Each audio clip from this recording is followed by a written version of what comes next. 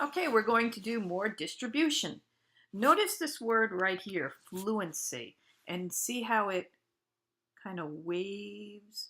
We got to become very fluent with reading math, and distributing is really big. So, we've got to understand a lot of different things. For example, if we saw this problem right here, x minus 5, x plus 8. We've got to understand that there is, first of all, multiplication going on right here. It's a lot different than if we had this. And this is part of being fluent. We have to be able to read. This is telling me to add my two binomials together. This one is telling me to multiply. So we want to make sure that we can read and discern exactly what the page is asking us. Here's my eraser. All right, so if we were to multiply, we have two ways we could multiply this. The way that you remember is we pass out one part of the term at a time. So we could pass an x out to everybody. And if we passed an x out to everybody, we would get x squared plus 8x. And then we pass a 5x, actually a negative 5x out to everybody.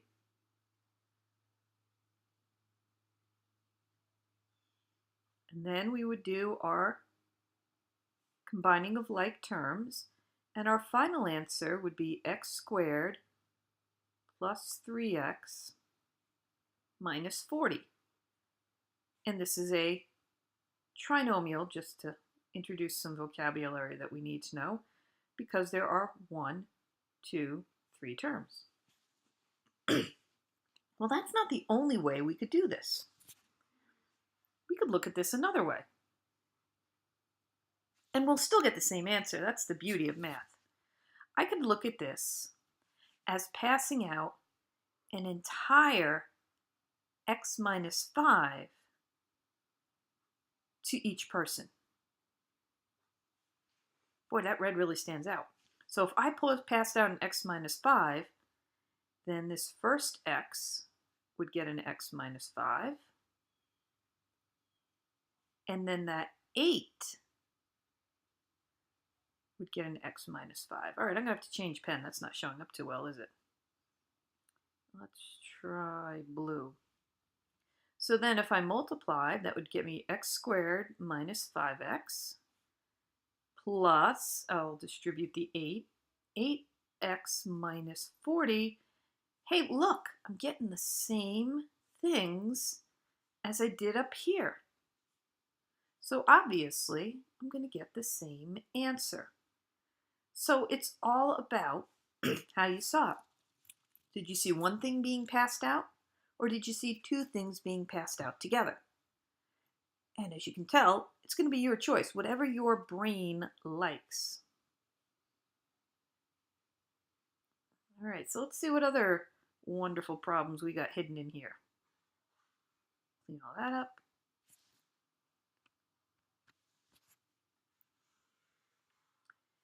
Hey, wait a second. Doesn't that look like the same exact problem we just did? No, there's these parentheses are gone. I have parentheses up here, but I don't have them down here. And again, that's our fluency that we have to practice. We have to look here and realize, oh, only the 5 is getting passed out. This x right here, nothing's happening to that x. We're passing out a negative 5. And when we combine like terms, we get negative 4x minus 40. And that's definitely a different answer than up here. So what we have here, we got a binomial as an answer. And they were definitely two different answers because there were definitely two different things going on here.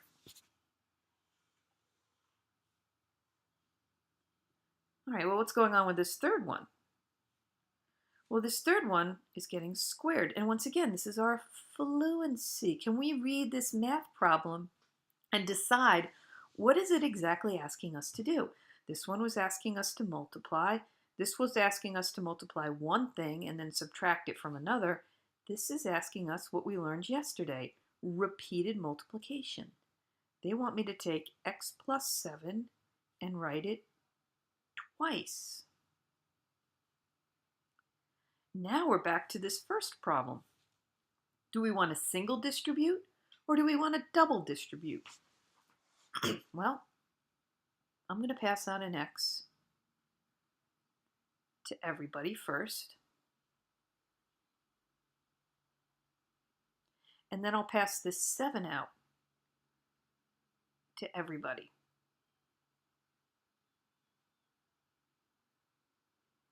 I can put it all together and I get x squared plus 14x plus 49. All right, I gotta take a break, answer the phone. Okay, I'm back. And you can see when we combine like terms, we get yet again a trinomial. 1, 2, 3 terms. It's a trinomial. And we could get the same thing, if I move this up here, if we did distribution by distributing the entire x plus 7 to the different parts of the x plus 7. So I could take this entire x plus 7 and distribute it. See, this x will get an x plus 7. And this 7 will get an x plus 7. X times x is x squared. X times 7 is 7x. 7x and 49. Yep, well, see, we get the same thing. So again, it's whatever you like to do.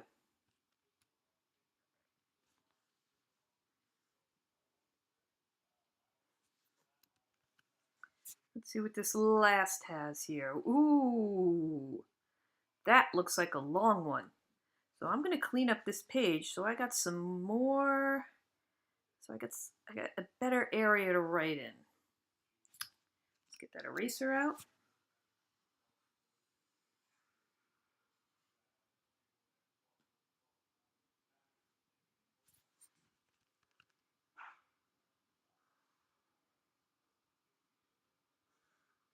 Put all those up here. All right, so what do you see? I first of all see multiplication. Definitely. I see I have to pass out 3 things to this x minus 5. But I'm actually going to do that second way.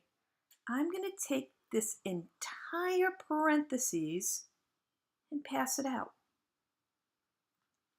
So this first x is going to get multiplied by x squared minus 3x plus 8. And then that minus 5 is going to get multiplied by x squared minus 3x plus 8. Wow, this is going to be big. So that's x cubed minus 3x squared plus 8x. Now I got to pass out my minus 5. Minus 5x squared. Careful, minus times minus is plus 15. Minus 5 times 8 is minus 40. Whew, boy, that's big. But we're not done yet. We got some combining to do. So,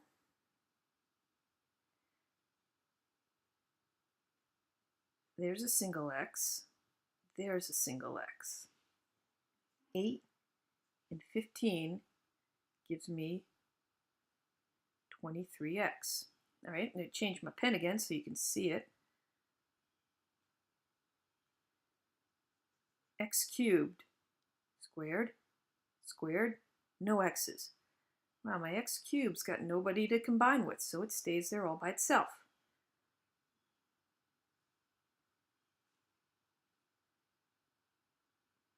Negative 3x squared, negative 5x squared. You owe me 3 x squareds, you owe me 5 x squareds, you owe me 8 x squareds. And then the last guy who didn't have anybody to combine with is minus 40. So that is your final answer. There are 4 terms, 1, 2, 3, 4. And notice how the terms, the exponents go in order. 3, 2, 1, and then there's none here.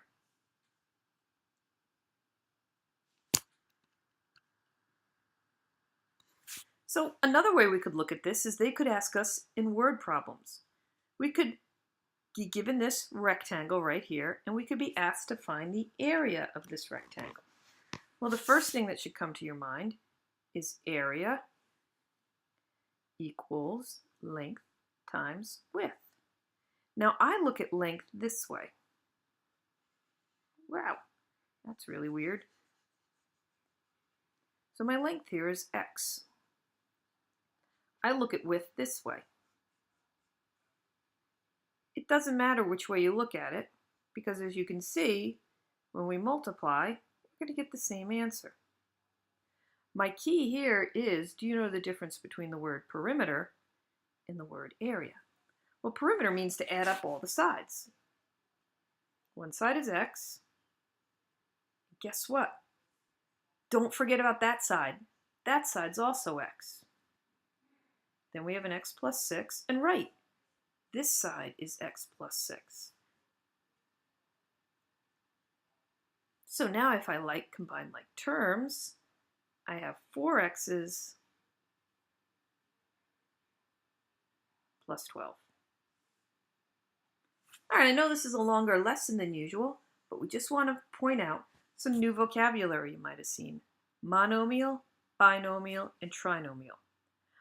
Monomial means one term.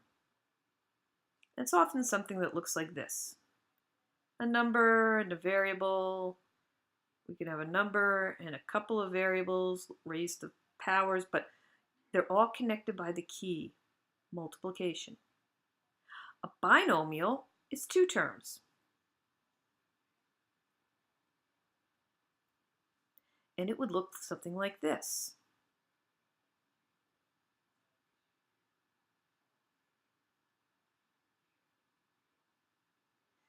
See, when we start getting to multi, they're separated by pluses or minuses. And then the last one we've got that was new today is the trinomial. And that's right, that's 3, whoops, don't want that red. That's 3 terms. And you're most commonly seeing those as x squared plus 5x minus 40, something like that. 3x squared minus 2x minus 8. See, there are 3 terms, 1, 2, 3, and they're all separated by either subtraction or addition. Tomorrow in class, we'll practice some of these.